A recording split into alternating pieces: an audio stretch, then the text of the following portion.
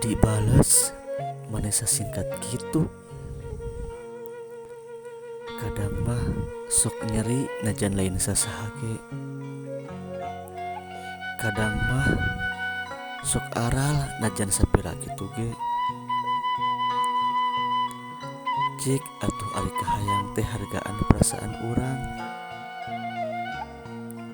Sing panjang atuh ari ngabalas chat urang teh.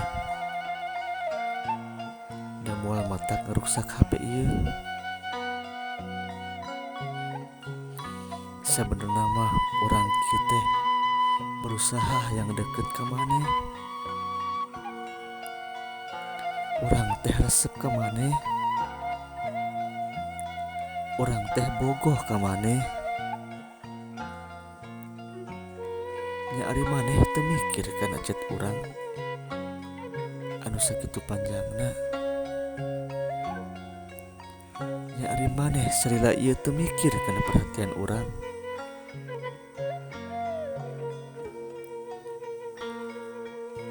Rarasaan mah asa teu kurang kumaha urang perhatian ka maneh teh.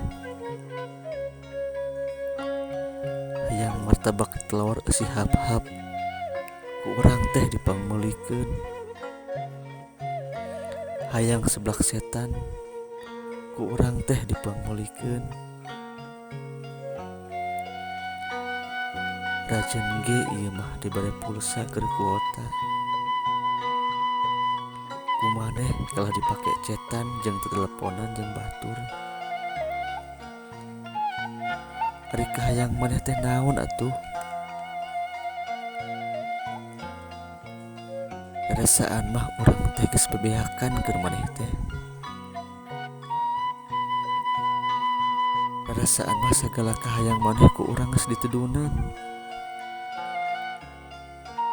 Sok urang kumaha deui? Urang naon deui?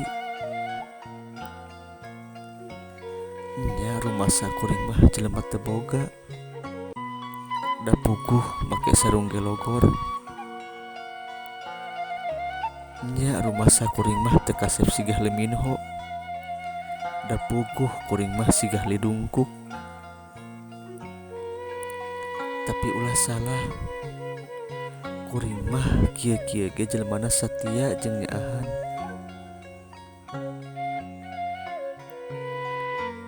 Nya na kituna mah salah urang sorangan meureun. Urangna geus baperan ku maneh. Nya ingetkeun ye ku maneh ti ayeuna. Moal aya anu saperhatian siga urang ayeuna.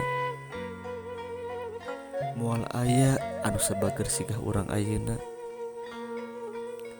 Moal aya anu sanyaah sigah urang ayeuna. Keun wae ayeuna urang dicuakeun ku maneh. Sok sanajan nyeri karasana peurih. Tapi keun wae da hirup mah memang peurih. Yeuh. Dangukeun puisi keur maneh. Pada yang tak bisa kumiliki,